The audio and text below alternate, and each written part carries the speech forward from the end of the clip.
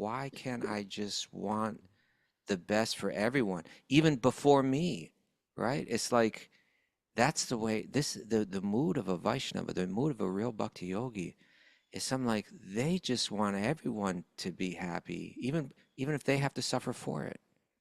Mm. And that's like the brightest spot in the universe, right? The darkest spot is like they're happy and I'm upset about it.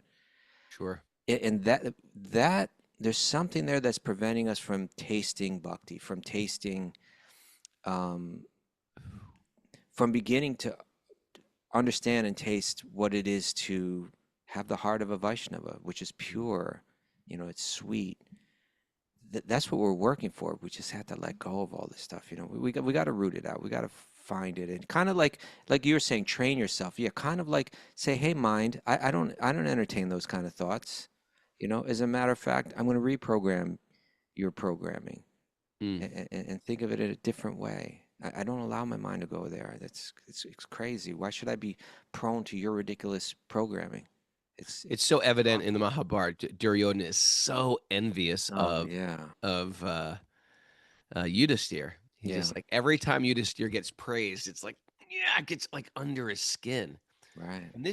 And and of course Chaitanya's simple but very very bold and sobering statements that even devotees who've been in this game for a long time have to come to terms with. It's not about seeking validation. It's about validating others. It's Right. appreciating other people and not being like a hound dog for desperate for validation. Why? Right. Why aren't they noticing me? Why aren't they appreciating me? And instead, stepping outside of my maha ego and just seeing the good in other people. Om Namo Bhagavate Vasudevaya. Om Namo Bhagavate Vasudevaya. Om Namo Bhagavate Vasudevaya.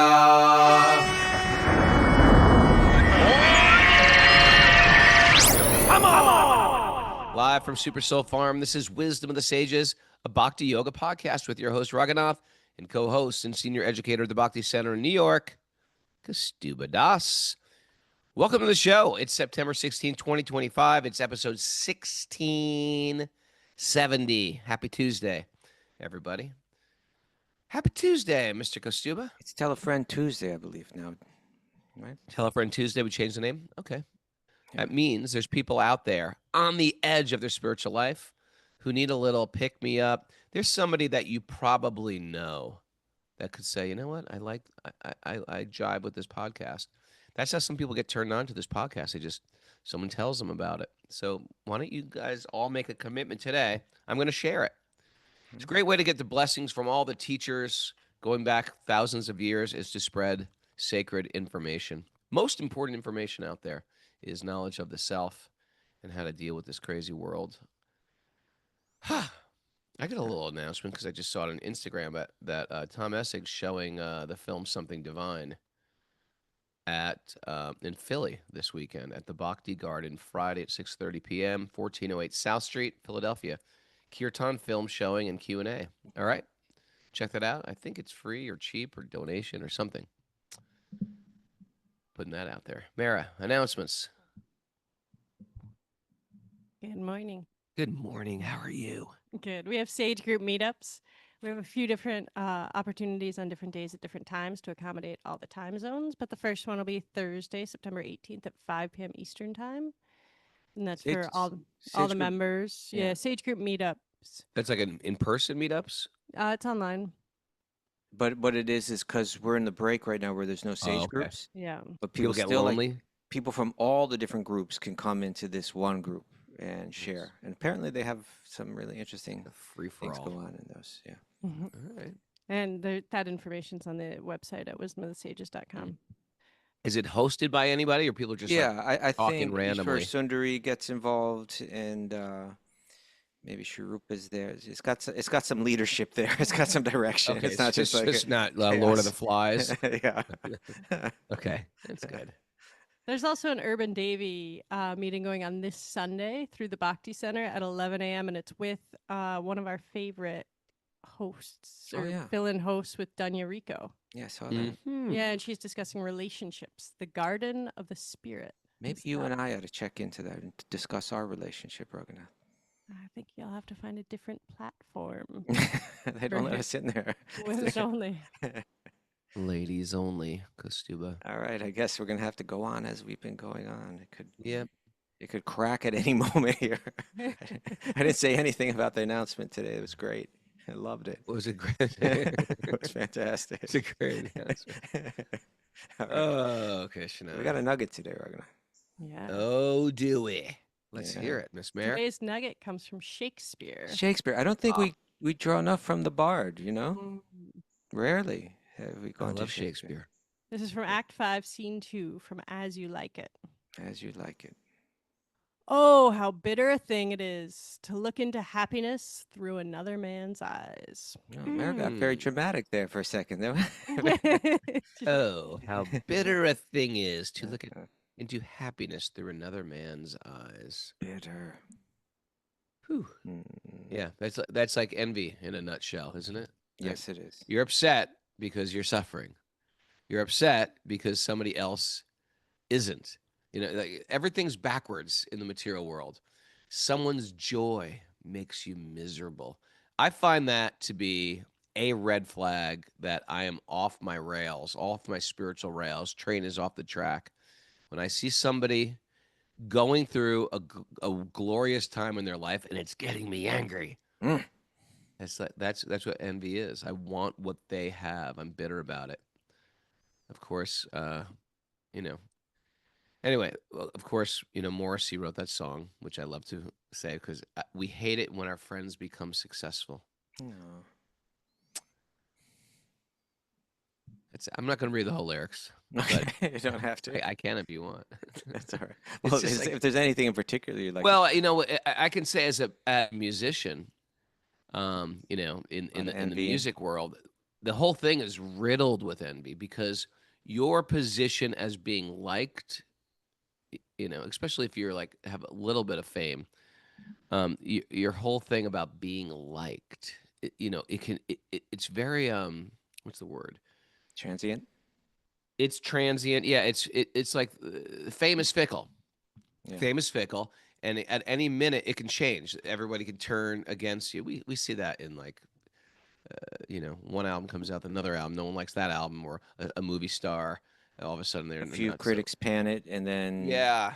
everyone turns against it, and then it's over. So your fame is fickle, and then other people come out of nowhere, and then all of a sudden they're loved and they're cool, and you were cool, and why are they getting it? And we should get it. People have said that we should have been on top, and it's enough to drive a person crazy, even though it might not seem from the outside, oh, big deal. What's big deal? These guys are still no. You hang on because we're basing our worth on other people's opinions of us. Not whether even we wrote a good record or not, or whether it gets, you know, public acclaim. It's always cool about these writers or artists or something who become famous after they die as well. Like no one appreciated them, then they get famous after they die. But I will say, in the world of art, you can really throw yourself into this whirlpool of envy where we are so influenced by other people's thoughts of us, and as other people, maybe even less qualified people, fly to higher degrees of success, it can like burn one to death in their hearts. And so, yeah, it's actually a painful existence, envy, and that's why all spiritual traditions speak about this. And that's why in our tradition we say, train yourself to be happy for people's joy, and train yourself to be sad for people's pain. How could I do? What do I do? What do you Hurt do? myself You see me when happy, someone you else is feeling smile. pain? Okay. No, you reach out to them. Reach How out, are you okay. feeling? I'm so sorry you're going Right, through right. that. And you try to empathize with their pain. And you try to just, oh, I'm seeing you're happy with this. Oh, good. Right. Good for you. That's good. You deserve it, you know? Yeah.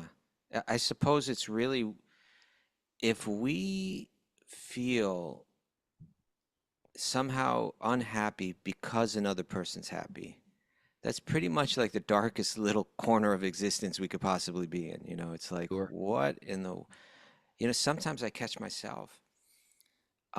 Sometimes I think like, because I operate for some time now, in a sangha of devotees, like a global sangha, and Yeah. they're all out there, and some of them I get along with great, and some of them I don't get along with at all, and some of them I Like really. who? Who don't you get along with? I'm not going to go into that right Name names. now. But some of them I really admire, and some of them I'm just like, what's this person's problem? Like, what's their issue, And some of them have been very kind to me, and some of them not so much. Who? A- And you see, why do you go there, Raghunath? That's another question. Why do you want to go there? Mm. But sometimes I catch myself thinking, like, what is the destination of this person? Like, on one hand, they're a rare soul that has somehow come to this incredible path of bhakti. They have certain knowledge that out of the billions and billions of living entities there, most of them don't have, and this person is like onto it. And sometimes I catch myself almost like feeling like they don't deserve to to achieve the goal of life in this life. They don't deserve the mercy of God. And I Mm. say, in other words, I'm almost hoping that they have to come back and learn their lesson and go through Yeah. samsara more. To And, validate your feelings of how they have hurt you or disregarded you. yeah, exactly. And then I say to myself, now hold it. Why would I want the bar to be raised above this person's, reach? Sure. Because if the higher it goes, the more harder it's going to be for me to reach it. That's a nice way to look at it. And then I really say to myself, why can't I just want the best for everyone, even before me, right? It's like that's the way the mood of a Vaishnava, the mood of a real bhakti yogi is something like they just want everyone to be happy, even if they have to suffer for it. Mm. And that's like the brightest spot in the universe, right? The darkest spot is like they're happy and I'm upset about it. Sure. And that there's something there that's preventing us from tasting bhakti, from tasting, um, from beginning to understand and taste what it is to have the heart of a Vaishnava, which is pure, it's sweet. That's what we're working for. We just have to let go of all this stuff. We got to root it out. We got to find it, and kind of like you were saying, train yourself. Yeah, kind of like say, hey, mind, I don't entertain those kind of thoughts. As a matter of fact, I'm going to reprogram your programming Mm. and think of it in a different way. I don't allow my mind to go there. It's crazy. Why should I be prone to your ridiculous programming? It's so evident in the Mahabharata. Duryodhana is so envious Oh yeah, of Yudhisthira. He yeah, just like every time Yudhisthira gets praised, it's like it gets like under his skin. right. And of course Chaitanya's simple but very very bold and sobering statements that even devotees who've been in this game for a long time have to come to terms with. It's not about seeking validation. It's about validating others. It's Right. appreciating other people and not being like a hound dog for desperate for validation. Why? Why aren't they noticing me? Why aren't they appreciating me? And instead, stepping outside of my maha ego and just seeing the good in other people. Hard work. It's hard work. Yeah. That it's so funny how the early translations of the Shikshastakam, these prayers by Lord Chaitanya were, I don't want any number of followers. Back then, that just means, validation from people. But now we actually look at it as followers on social media. I don't want any number of followers. Mm. But it's funny that how that word has new meaning in 2025. But Get it's a kick that, out of that.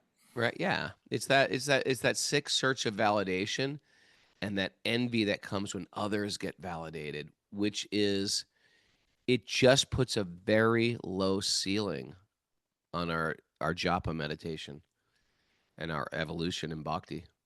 All right. Subtle Cut things. it out. Weed it out. Pull the weed.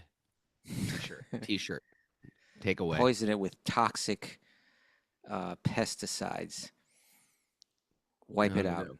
Burn it. Pull the weed to grow the creeper.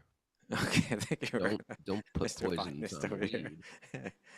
Because you don't That want would any kill of the that. creeper too. Okay, All right, that was good. Want to dive into the Bhagavatam, sure. or you want to That's what I'd love to elaborate do. more? No, I'd love to do that. We may find connections. You ever wonder who's Shakespeare become in his next life? I wish I had like an oracle.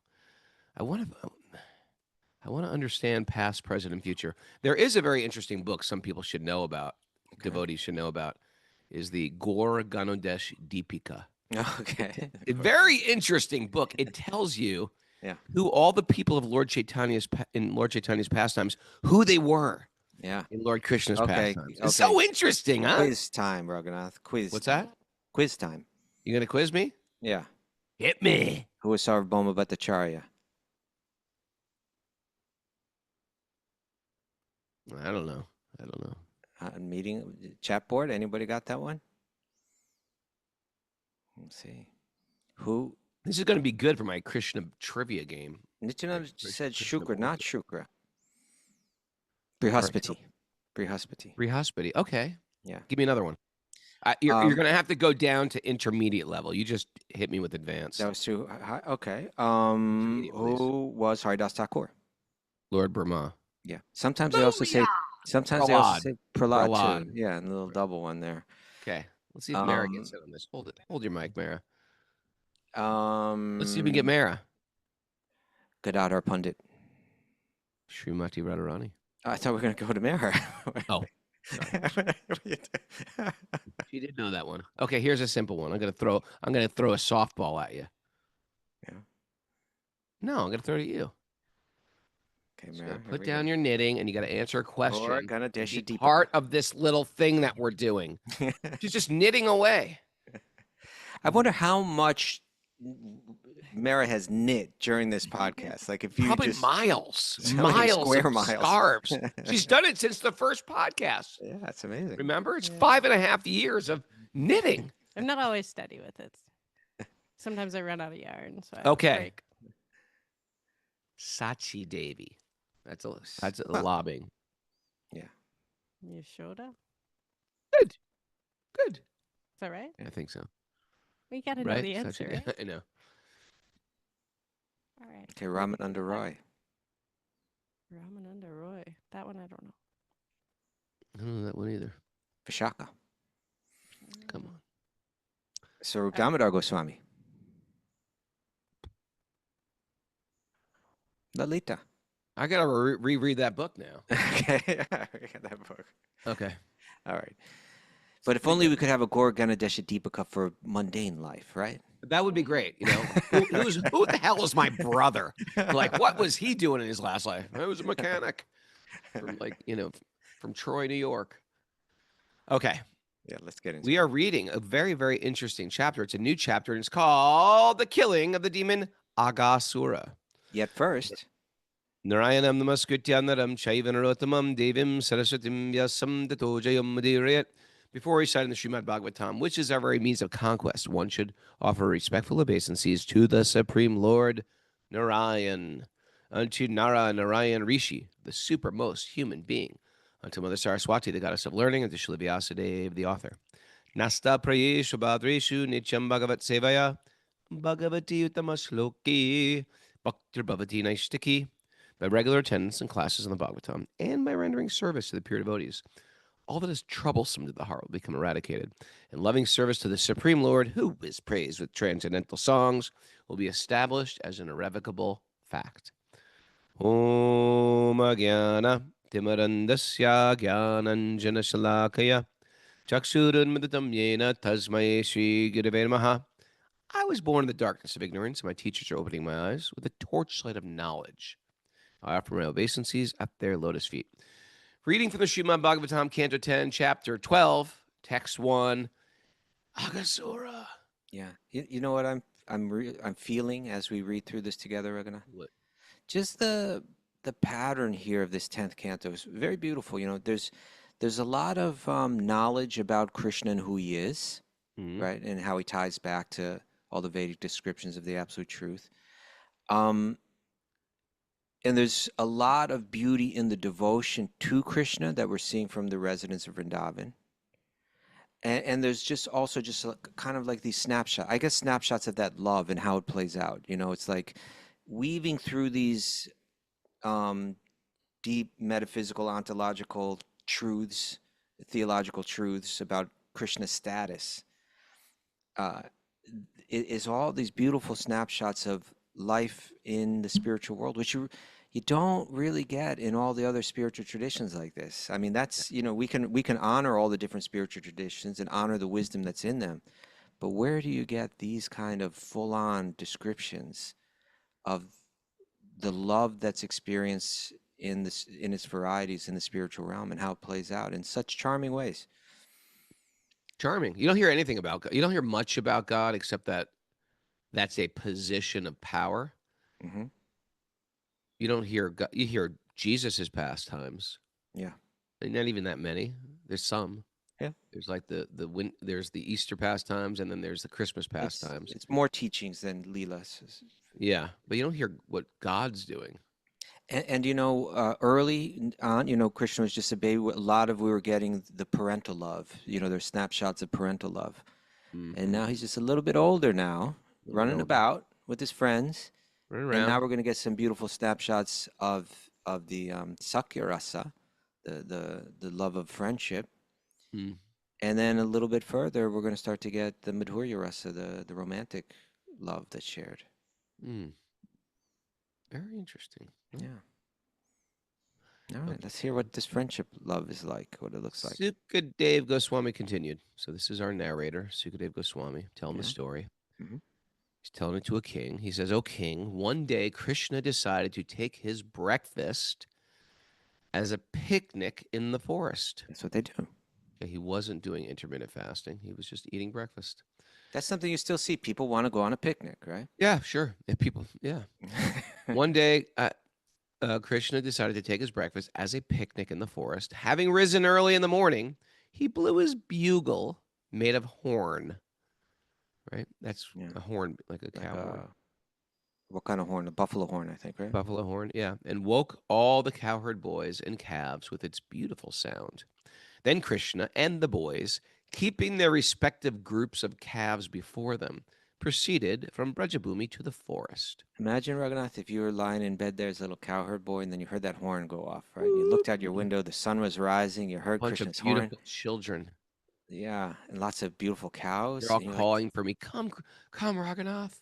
Come join our cowherd boy family. that's what that horn means to you. Maybe goes that's with how the I'm head. gonna die. I'm just gonna be like on my deathbed, and everyone gonna be crying. Mara's gonna be crying. You're gonna be crying over me. You're gonna be pouring Ganges water in my head. Mara's like sticking Tulsi in my mouth, and I'm just like smiling because the cowherd boys are blowing their horn. You hear that horn, Come, Raghunath, we're coming to play. I was and like, you're "All gonna be right." It's like, the horn, and we're gonna be like, no, it's okay. There's no There's horn. no horn. Just meditate on Krishna. I was like, I am with Krishna. The horn. The horn is blowing. He wants me to play. May it be like that for you, Raghunath. That would be nice. That would be nice. At that time, hundreds and thousands of cowherd boys came out of their respective homes in Brajabhumi and joined Krishna, keeping before them their hundreds and thousands of groups of calves. The boys were very beautiful, and they were equipped with lunch bags. Huh, they even had lunch bags. Lunch bag, like a brown paper Brown one. paper bag. Bugles, flutes, and sticks for controlling the calves. You know, it's That was over. their gear. I tell you. Every cowherd boy needs, a little stick. They're not hitting them hard, but they're just kind of helping direct him, and they spin them around and they do other things with those sticks, right? I just had a big where I'm at in my age, just boom, just went off of my head. No longer making lunches. My mom's not making me lunches with my name on that paper bag. I used to get those. That was a normal thing of life. Then I used to do it to my kids when they were little. It's over. That part of my life's over. I'm round in the corner, Kaustubha. It's well over, Raghunath. That's been over for a while. You're just catching on to that. Catching up. You got Mara now, though. She's taking care of you all the time. Yeah, I know. But- Gonna be wheeling me around. But, it's saying that there's like hundreds of thousands of cowherd boys. Well, That's it's it's we're dealing with other realms. my Yeah. friend. I recently, someone asked me a question. Someone asked me a question because someone asked them the question about why does Krishna have 16,108 wives? Right. Got more. Well, that was my point. He's everybody's Actually, lover. that's nothing, right? It's like as many people that want to love him that way, he's capable of reciprocating with them. Yeah, we You know, can't do it. we can't do it, but he can easily do it.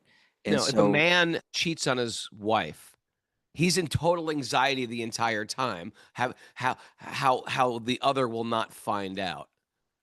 yeah, Krishna's on anxiety. He can multiply his body. yeah, We're dealing with Krishna. We're dealing with the Supreme Lord. he's in everyone's heart already.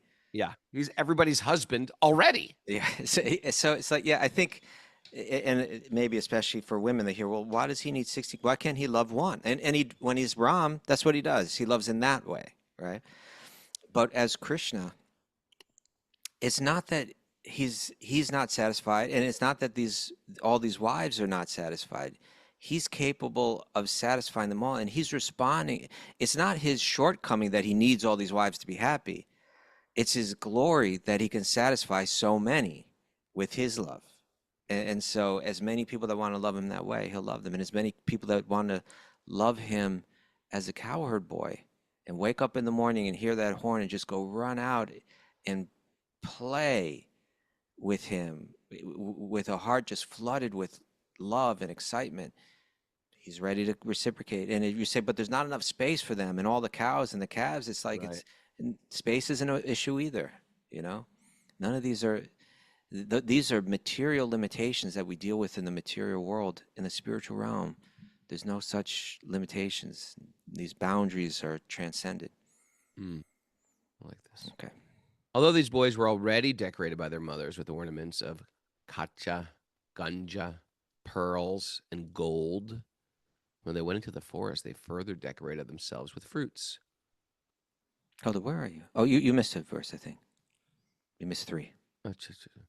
Along with the cowherd boys and their own groups of calves, Krishna came out with unlimited number of calves assembled. Then all the boys began to sport in the forest in a greatly playful spirit. Although all these boys were already decorated by their mothers with ornaments of kacha, ganja, pearls. It's not ganja. It's okay. Gunja. Gunja. Ganja is another thing. Gunja berries, little black. Ganja is what you've been giving red berries. Gus. Yeah. And then they went into the forest and further decorated themselves with fruits, green leaves, bunches of flowers, peacock feathers, and soft minerals. They're just creative like that, right? Yeah. All the cowherd boys used to steal one another's lunch bags. When a boy came to understand that his bag had been taken away, the other boys would throw it farther to a more distant place. It's like keep away. Messing We with did them. that too. Yeah. Yeah. And those standing there would throw it even farther. When the proprietor of the bag became disappointed, the other boys would laugh. The proprietor would cry. Then the bag would be returned. So this is like regular childhood play. It's been going on for thousands of years. It even exists in the spiritual realm. Why don't you read the commentary? It speaks on that. This kind of playing and stealing amongst boys still exists even in the material world, because this kind of sporting pleasure is present in the spiritual world, from which this idea of enjoyment emanates. Interesting, huh? Yeah. Janmadyasya yataha. This is from the Vedanta Sutra. The same enjoyment is displayed by Krishna and his associates in the spiritual world, but there the enjoyment is eternal, whereas here on the material platform it's temporary. There the enjoyment is Brahman, whereas here the enjoyment is Jada. Yeah. Jada means like lifeless, inert. Sure. The Krishna conscious movement is meant to train one how to transfer one from the Jada to the Brahman, because human life is meant for this purpose. Atato Brahma Igyasa. That means the purpose of our life is to inquire about what is the truth. Yeah. What is the absolute truth? Krishna comes down to teach us how we can enjoy with him on the spiritual platform in the spiritual world. Not only does he come, but he personally displays his pastimes in Vrindavan and attracts people to spiritual enjoyment. Interesting. Now, thing here though, Raghunath, it sounds like a lot of people are happy, but one boy's disappointed and even crying. Yeah, and What do you make interestingly of that? enough, because in the reflective world of this world, you steal my lunch, everybody's laughing at me. It's humiliating. It sucks. I'm upset. I have no lunch. You're eating my lunch. Yeah. But in Krishna's Leela, even the sadness, it's a sadness for Krishna. It's actually ecstatic. It's not sad. There's no loser in this pastime. The one who Interesting. gets his lunch stolen wins. Krishna gets his lunch stolen. He's not sad. He's relishing that play. So it's the shadow and the reality. That's what we're dealing with. In the shadow, there's always going to be a winner and there's always going to be a loser. There's always going to be joy and suffering. There's always going to be gain and loss. In the spiritual realm, those things can still exist, but it's all making us more ecstatic. And that's why we experience all these, or it's demonstrated that, there's a great fear Mother Yasoda is experiencing when a demon comes and attacks Krishna. And it just demonstrates how fear actually in its true form is a type of deep love. Like, oh my Krishna, Right. that's a type of ecstatic love. Where in this thing, if I see a toddler leaning over the edge of a building, that's not a great fear. That is like a horrific dread. So even having your lunch tossed around there's an ecstasy in it. There's an ecstasy, And Baba. I was even thinking, in other words, and sometimes we hear something like this, and we say, "Oh, I don't like that." But the thing is, once you've heard so much, once you've heard the Bhagavad Gita, once you've heard the Bhagavatam, when you've heard the Chaitanya Charitamrita, you've heard so many explanations of it from so many different angles. It's built up like a stock of trustworthiness, Mm. and then you hear some little detail that it just creates a sense of doubt or something like that. And sometimes you just have to cut a little slack there, like maybe I can't understand the nuances of this yet, but And you hold on, you hold on. You could inquire and stuff, but you hold on. and we're training ourselves to feel that in this life, to be in the spiritual world now.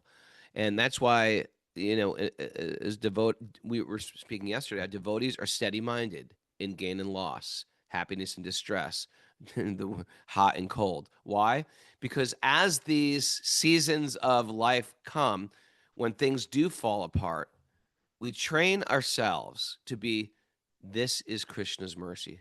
Like, are you crazy? You've just lost everything. You were betrayed. You got robbed. You just got slapped in the face. No, this is somehow for my benefit.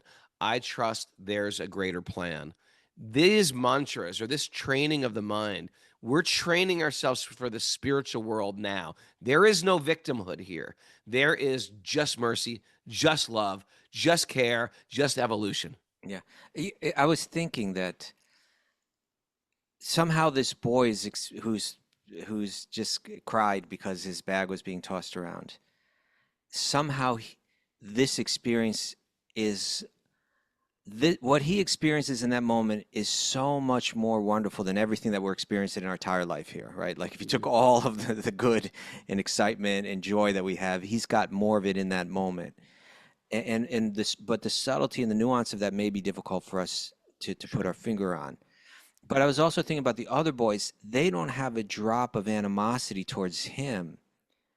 And somehow when they see him cry, there must be something, like I was just thinking, like sometimes in poetry and stuff, or in song or in drama, there's talk of like or literature of like sometimes like when a woman's crying, like a lover sees his lover cry. And although he doesn't want her to be sad, but like there's a beauty in her cry. Like she appears in some way even more beautiful when she cries, like it reveals part of her beauty and it just stirs their love more. Hmm.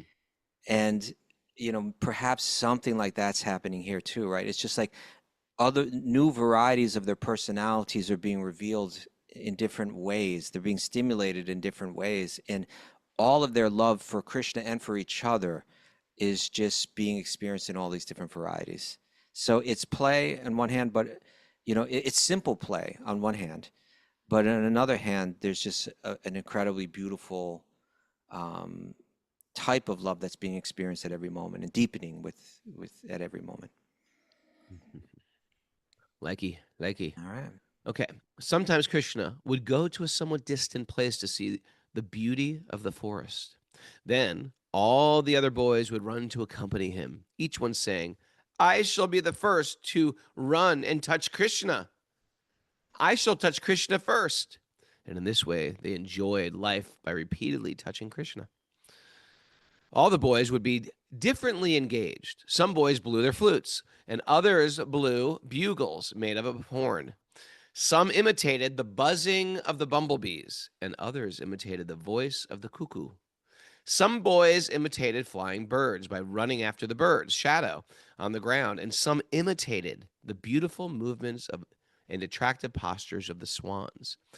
And some sat down with the ducks, sitting silently, and others imitated the dancing of the peacocks. Some boys attracted young monkeys in the trees and jumped into the trees, imitating the monkeys. Some made faces as the monkeys were accustomed to do, and others jumped from one branch to another. Some boys went to the waterfalls and crossed over the river, jumping with the frogs. And when they saw their own reflections on the water, they would laugh. They would also condemn the sounds of their own echoes. In this, Right, that's funny. Hey, who are you Shut yelling up. at? Shut Who up. you yelling You at? shut up. You shut up. In this way, all the cowherd boys used to play with Krishna, who is the source of Brahman, effulgence for Gyanis desiring to go to merge into that effulgence, who is the Supreme Personality of Godhead for devotees who have accepted eternal servitorship, and who for ordinary persons is but another ordinary child. The cowherd boys, having accumulated the results of pious activities for many lives, right? These kids are not ordinary. They're like these great sages that you hear about or read about. They've accumulated the results of piety for many lifetimes. They were able to associate in this way with the Supreme Personality of Godhead. How can one even explain their great fortune? Yeah, a beautiful kind of detailed snapshot or cutting. It's cutting to different scenes, right? Right. All these scenes of like childlike, carefree joy in the presence of, and then as they get towards the end of it, the source of the Brahman effulgence. That the Gyanis are performing austerities to try to feel that oneness of that energy. They're loving that person in these joyous childlike pastimes. Why don't you read the commentary to this one?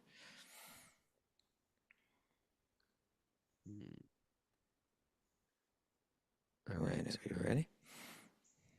As recommended by Srila Rupa Goswami, he quotes a verse from the Bhakti Rasamrita Sindhu. Somehow or other, whether one thinks of Krishna as an ordinary human child, as the source of Brahman effulgence, or as the Paramatma, or as the Supreme Personality of Godhead, one should concentrate one's full attention upon the lotus feet of Krishna.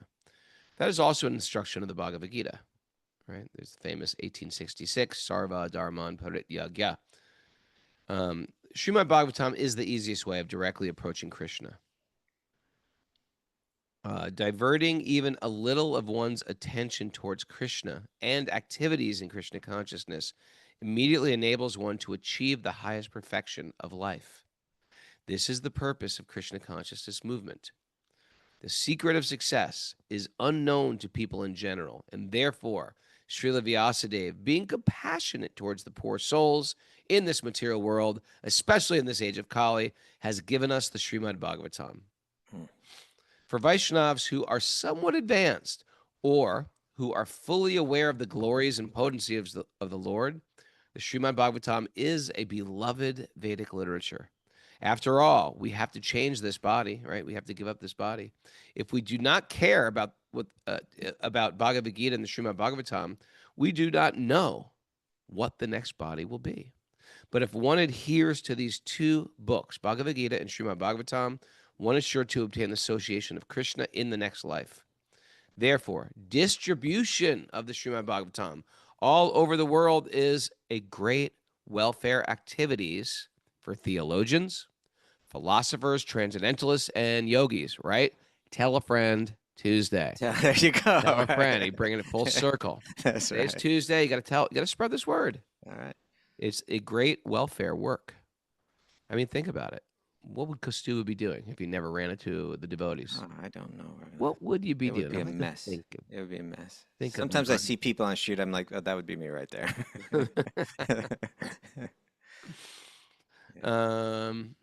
If we can somehow or other remember Krishna, Narayan, at the end of life, our life will be successful. There it is. There's your new definition of what success is. You're gonna be like the bugle. Hear the bugle. Yogis may undergo severe austerities and penances for many births by practicing yama, niyama, asana, and pranayama, none of which are easily performed. All right. Yet in due course of time, when these yogis attain the perfection of controlling the mind, they will still be unable to taste even a particle of the dust from the lotus feet of the Supreme Personality of Godhead.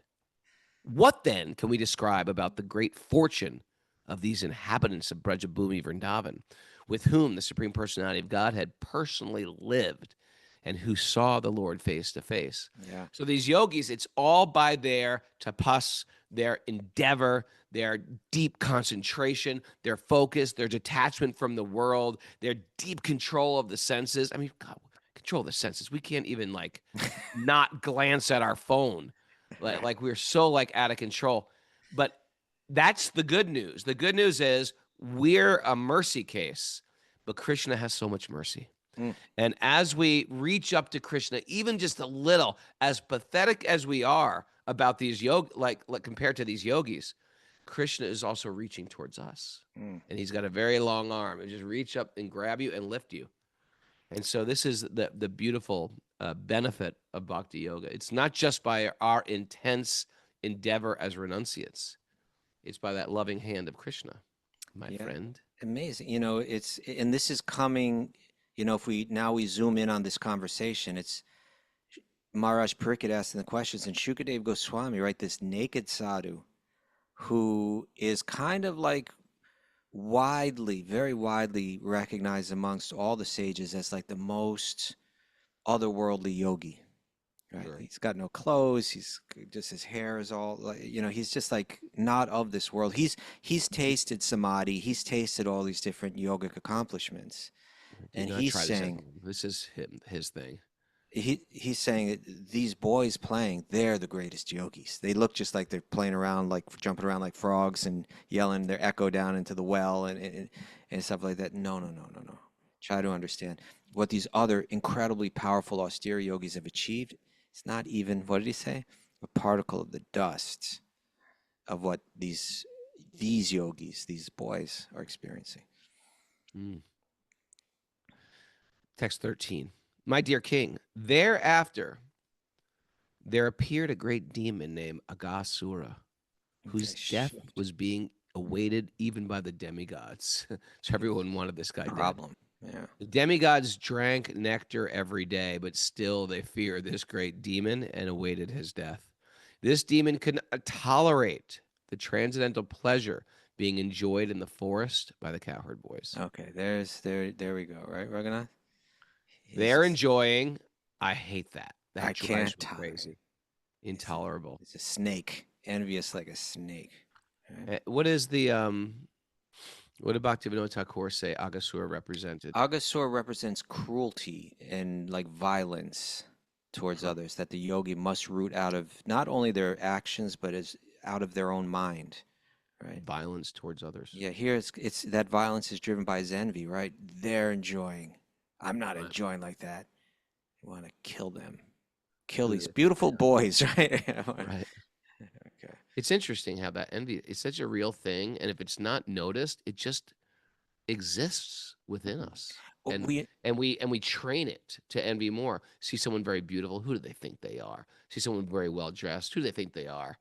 Right? That who do they think they are-ness? That is like real envy, right? That is envy verbalized. You know, there's another here like that. Another envy nugget, jealousy nugget. Yeah, tell me. From Patrick Henry, Raghunath. Patrick Henry, He said, jealousy is the only vice that gives no pleasure. Interesting. Right. Interesting. Yeah. Yeah. In other words, there's so many vices that we can have, and usually we get a little something out of them, right? They may lead to suffering, but like there's some pleasure, some thrill in them. He says jealousy is the only vice that gives no pleasure. It's why not root it out? It's not like you even get anything out of it. It's just nothing but suffering, you know. And it just has no value whatsoever, Mm. you know. So here's this snake, Aghāsura. He's a huge snake, right? Let's hear about him. Aghāsura, who had been sent by Kamsa, was the younger brother of Putana and Bhakti. Talk about a Yeah. dysfunctional family. That was the duck demon and the witch. The shape-shifting witch. Shape-shifting I'm witch. And now the he's deadly he shifted crane. into a snake. I wonder, was his original form a snake, or he shifted into a shifted into a snake? I'm not I don't sure. think we hear about that. Yeah. Therefore, when he came and saw Krishna at the head of all the cowherd boys, he thought, this Krishna has killed my sister and brother. He's killed my sister and brother, Putana and Bhakti. Therefore, in order to please both of them, I shall kill this Krishna along with his assistants, the other cowherd boys. Okay, how's he going to do it? Aghāsura thought, if somehow or other I can make Krishna and his associates serve as the last offering of sesame and water for the departed souls. So when they have departed, when someone dies, they throw sesame seeds and water. If I can make Krishna's and his associates serve as the last offering of sesame and water for the departed souls of my brother and sister, when the inhabitants of Brajabhumi, for whom these boys are the life and soul, will automatically die. He's like, when they die, everybody else will die, basically. Sick. If there is no life, there is no need for the body. Consequently, when their sons are dead, naturally all the inhabitants of Braj will die. What kind of mentality? A sicko. After thus deciding that crooked Aghāsura assumed the form of a huge python. Oh, there you go, Raghunath. There you go. He assumed the form. Okay. As thick as a big mountain and as long as 8 miles. Having assumed this wonderful python's body, he spread his mouth like a big cave in the mountains and lay down on the road, expecting to swallow Krishna and his associates, the cowherd boys. It's a pretty good trick. Just lay there with your mouth open.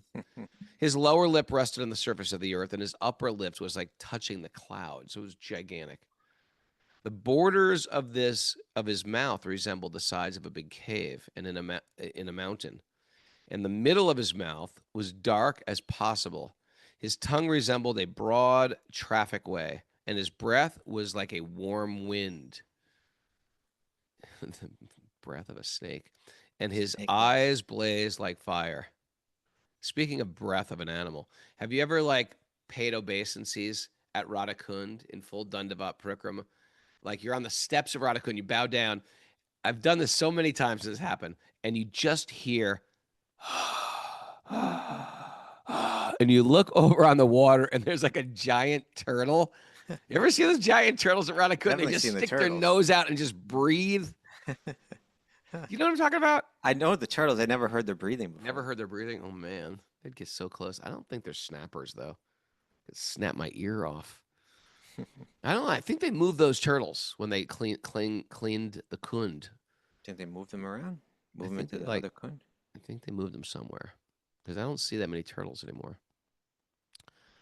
Upon seeing this demon's wonderful form, which resembled a great python, the boys thought that it must be a beautiful scenic spot of Vrindavan. They're carefree. They're carefree. They're not thinking it's a giant snake. They're just like, it's a cave. Thereafter, they imagined it to be similar to the mouth of a great python. Then again, it looks kind of like a snake. It does sort of look like a python, actually, but whatever. Let's go inside. Check it out. In other words, kids are always doing dangerous things. Like, let's climb down this well. Let's go into a mine. Let's play on the train tracks. Let's go into this old house. What could go wrong? whenever I'm with my kids, they're always like trying something dangerous. I was like, no, let's not go in that old house. Let's not climb down this hole.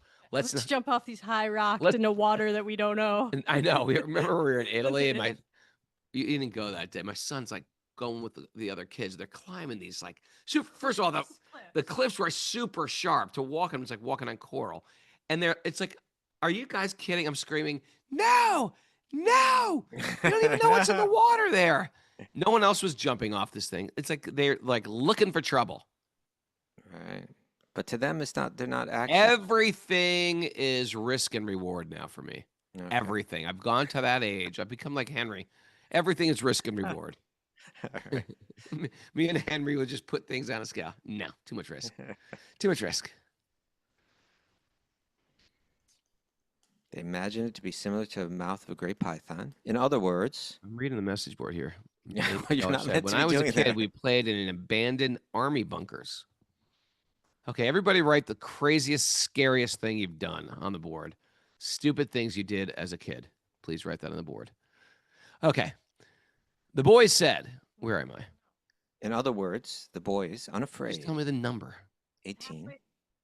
Okay. In other words, the boys, unafraid, thought that it was a statue made in the shape of a great python Oh. for the enjoyment of their pastimes.